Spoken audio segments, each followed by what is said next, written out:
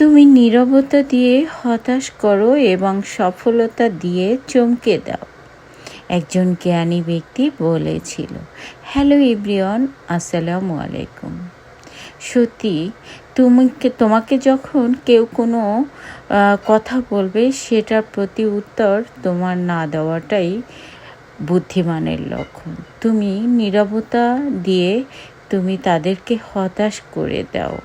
একজন জ্ঞানী ব্যক্তি সে কথাই বলেছিল।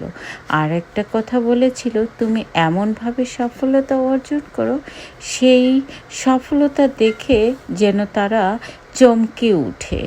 তাই বলে কেউ কোনো ছোট রকমের কথা বললে বা তোমাকে নেগলেক্ট করে কথা বললে, সেই কথার অ্যান্সার না দেওয়াটাই মনে হয় খুবই ভালো।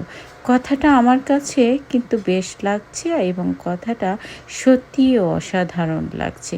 আপনাদের কাছে কেমন লাগছে জানিয়ে দিবেন কিন্তু। ওকে, আল্লাহ হাফিজ।